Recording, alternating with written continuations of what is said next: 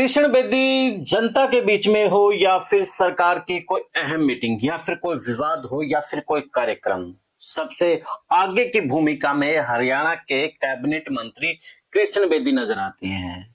या यूं कहें कि जब से सरकार बनी है तब से कृष्ण बेदी ट्रेंडिंग में है। और नेताओं की और मंत्रियों की जिस तरीके से कृष्ण बेदी सरकार का पक्ष रखते हैं या फिर जब भी विपक्ष को कोई जवाब देना होता है तो कृष्ण बेदी ही फ्रंट पर आकर के खेलते हैं। यानी कि कृष्ण बेदी अब सरकार का सबसे अहम चेहरा हो चुका है।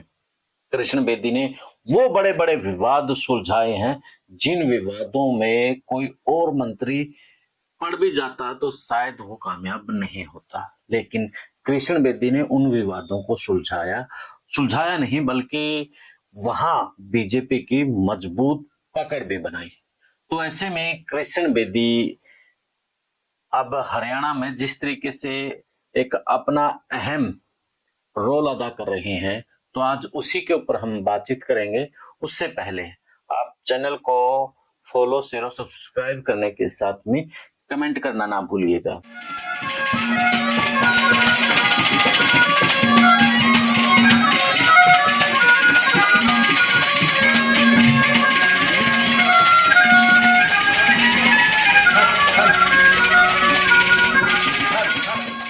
शुरू कर चुके हैं द इनसाइडर मीडिया। मैं हूं आपके साथ कुलदीप खंडेलवाल और आज हम विश्लेषण करेंगे कृष्ण बेदी को लेकर के, किस प्रकार से कृष्ण बेदी हरियाणा सरकार के चहेते मंत्री होते जा रहे हैं। बड़े से बड़े विवादों को वो कैसे निपटाते नजर आते हैं, कैसे फ्रंट पर आकर के वो विपक्ष को जवाब देते हैं।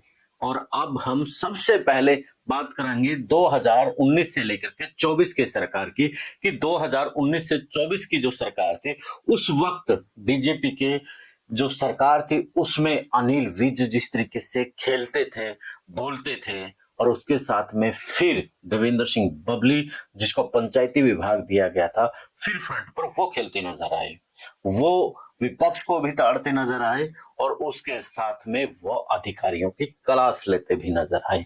2024 की नई सरकार बनी, 2024 की सरकार में नए मंत्रियों ने भी शपथ ली, कुछ पुराने थे, लेकिन अभी तक हरियाणा की जनता को, कुछ मंत्रियों को तो ये भी नहीं पता है कि हरियाणा की सरकार में कौन कौन मंत्री हैं। लेकिन कृष्ण बेदी का नाम ज्यादातर लोगों के जुबान पर है, क्योंकि वो सरकार का पक्ष की बात हो या फिर विपक्ष को जवाब देने की बात हो, कहीं पर भी बात हो तो कृष्ण बेदी उनमें आगे मिलते हैं। अगर मैं बात करूं विवादों को लेकर के, हरियाणा में बड़े बड़े जो विवाद हुए हैं, नरवाना में जो द्रौपदी माइनर का था या फिर जो हिसार यूनिवर्सिटी में मामला चल रहा है, तो वहां पर जिम्मेवारी कृष्ण बेदी की ही लगाई गई।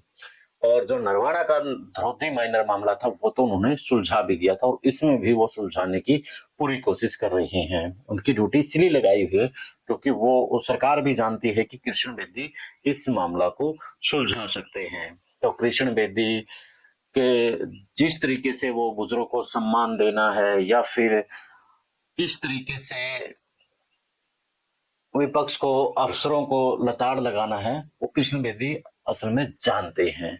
तो कृष्ण बेदी अब हरियाणा के लोकप्रिय मंत्रियों के साथ में ट्रेंडिंग में भी है।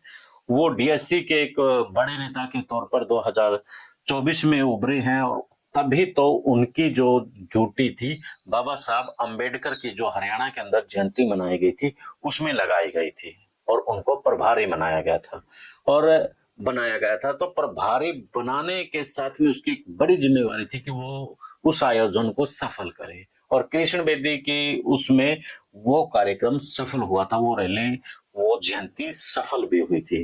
यानी कि अब जिस तरीके से दूसरे मंत्रियों के मुकाबले में बेदी अगले से अगले कदम रख रहे हैं और उनकी लोकप्रियता बढ़ती जा रही है, तो कहीं ना कहीं अब हरियाणा की जनता भी कह रही है कि बेदी अब सही छा गए हो। खैर, कृष्ण बेदी को लेकर के आपकी अपनी क्या राय है वो भी आप कमेंट्स बॉक्स में जरूर रखिएगा। देश और प्रदेश की खबरों के लिए जुड़े रहें हमारे विश्व प्रेम न्यूज नेटवर्क के साथ और आप देख रहे हैं इनसाइडर मीडिया। और इनसाइडर मीडिया को अभी शेयर सब्सक्राइब करने के साथ में कमेंट करना ना भूलिएगा। दे इजाजत, फिर मिलते हैं। जय हिंद, जय भारत, जय हरियाणा।